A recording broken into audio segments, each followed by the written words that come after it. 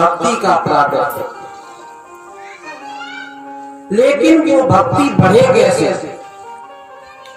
वो भक्ति पुष्ट कैसे हो, उस भक्ति का पोषण कैसे हो,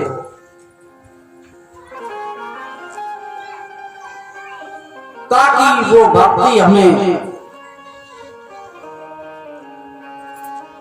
भगवान के दर्शन की सामर्थ्य प्रदान कर सके। भागवत के अंतर्गत हमने प्रसंग में देखा है कि नारद जी ने इसीलिए भागवत की कथा का आयोजन किया। पहले ही दिन हम इसकी चर्चा कर चुके हैं। ज्ञान और वैराग्य को स्वस्थ करने के लिए और भक्ति को प्रसन्न करने के लिए भागवत की कथा का एक सुंदर आयोजन किया गया।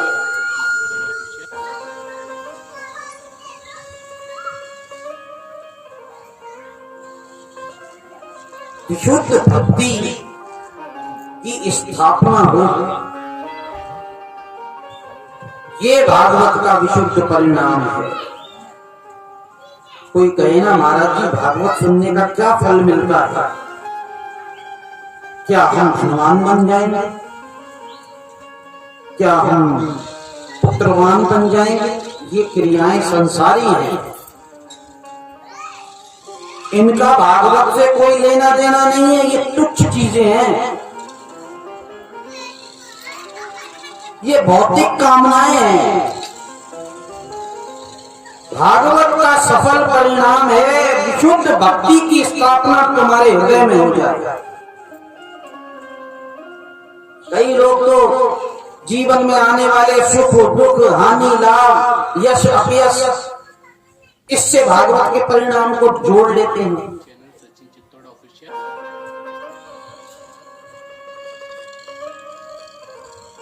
ऐसा ना करें। भागवत का परिणाम है हमारे अंदर ज्ञान प्रकट हो जाए, हमारे अंदर वैराग्य प्रकट हो जाए, हमारे अंदर भक्ति प्रकट हो जाए। ये एक एक शब्द सुनने वाला है। हम लोगों ने तो क्या मतलब निकाल रखा है भागवत सुनने का कि हमारा बस अच्छा ही अच्छा हो, अच्छा ही अच्छा हो। हम तो खैर सबके कल्याण की कामना करते हैं, लेकिन फिर भी जैसे जब जन्मों में कर्म किए हैं उनका फल तो भोगना ही पड़ेगा। उससे तो कोई भी नहीं बचा है। और पूरा शास्त्र देख लीजिए, और हमारे जितने भी शास्त्र हैं भागवत को छोड़कर किसी को भी देख लो, कर्म का फल सबने भोगा है। चाहे वो कितनी भी भागवत सुन ले, कितना भी तपस्या कर ले, कितनी भी भक्ति कर ले, लेकिन गत जन्मों में जो उसने कर्म किए हैं और जिनके बंधन के कारण उसको ये जन्म मिला है, तो इस जन्म में गत जन्मों के वो कर्मों का फल उसको भोगना पड़ेगा। किसी को भी देख लो। हम तो संसारी कलयुग के तुच्छ जीव हैं।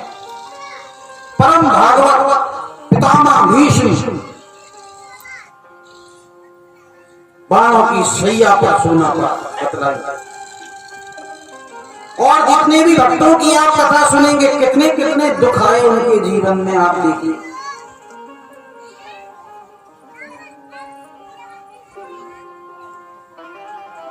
भागवत ना किसी को दुख देती है, ना किसी को सुख देती है। वो इस सुख और दुख की मानसिकता से निवृत्त कर देती है। वो कहती है कि ना तो सुख कुछ है ना दुख कुछ है, ये सिर्फ तुम्हारी मान्यताएं हैं। जहां तुमको अच्छा लगता है तुम उसको सुख मान लेते हो, जहां तुम्हें बुरा लगता है उसको तुम दुख मान लेते हो। है नहीं, मान लेते थे।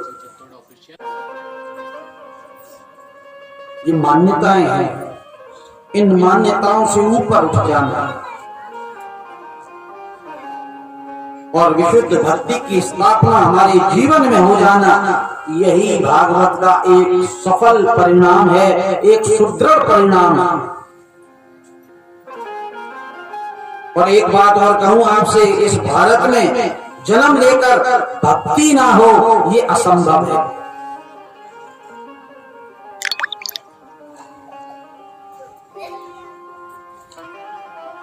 कोई किसी भी व्यवस्था का क्यों ना हो, किसी भी जात का क्यों ना हो, किसी भी धर्म का क्यों ना हो, किसी भी स्तर का जीव क्यों ना हो, उसकी आस्था तथा कथित कहीं ना कहीं जरूर होगी। अगर हम हिंदुओं की बात करें तो किसी की आस्था गणेश जी में, किसी की शिव जी में, किसी की ठाकुर जी में, किसी की श्री राम में, किसी की हनुमान जी में, किसी की राधा जी में, किसी की किसी में, किसी की किसी में, कहीं ना कहीं तथा कथित उसकी जरूर आस्था जुड़ी होगी। अगर वो भारत में पैदा हुआ है, किसी ना किसी बिंदु में उसकी आस्था, उसकी श्रद्धा जरूर होगी। अरे छोड़ो भाई धर्म की बात, धर्म में ना हो तो कोई बात नहीं, तो धन में होगी। किसी की आस्था धन में ना होगी तो परिवार में होगी, बेटा बेटी में होगी। कोई किसी की भक्ति करता है, कोई किसी की भक्ति करता है, पर भक्ति से रहित इस भारत में कोई भी नहीं।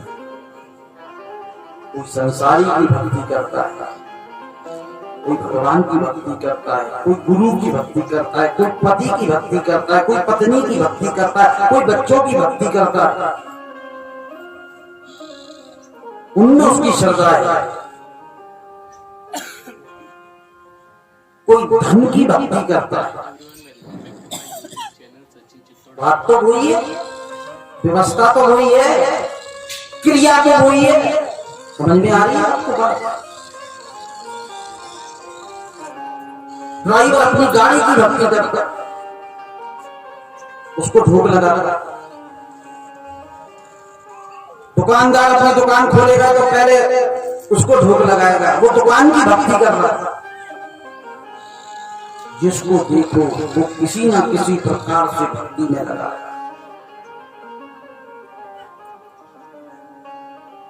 तृष्णा तो वही है, किसी गुरु में नहीं होगी तो अपने में होगी। मैंने तो ये भी सुना है कि किसी ने मंदिर में अमिताभ बच्चन को बिठा रखा, उसका मंदिर बना रखा है और रोज सुबह शाम उसकी आरती करता है, बाकायदा भोग लगाता है, शयन करवाता है, सुबह उठाता है। Hello everyone, welcome back to my YouTube channel Sachin Chittor official. बड़ी सुंदर आरती करता है। स्वतंत्र देश है, जिसकी मर्जी जो आए करे, जिसकी मर्जी जिसको पूजे, कोई रोक टोक नहीं है। हमारे यहाँ पर सब खुला कर सकते हो आप। भारत जैसा देश दुनिया में कहीं नहीं है। आप बैठकर उस पत्थर को पूज सकते हो आराम से, तुम्हें कोई मना नहीं करेगा। समझ रहे हैं आप?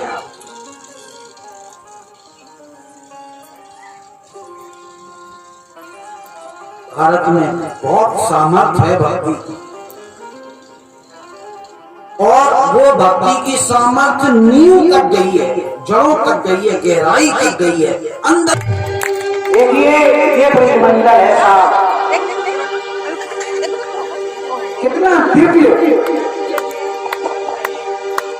और कितना अलौकिक वातावरण हो गया इस पंडाल का। देख रहे हो, आपको अनुभव हो रहा है?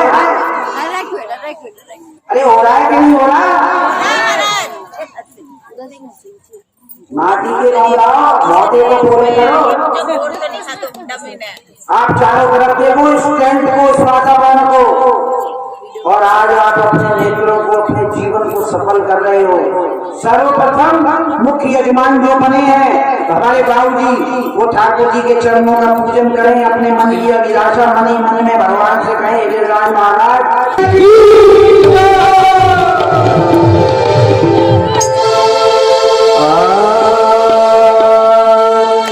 श्री गोवर्धन महाराज, महाराज तेरे माथे मुकुट बिराज रहे। श्री गोवर्धन महाराज, महाराज तेरे माथे मुकुट बिराज रहे। माथे मुकुट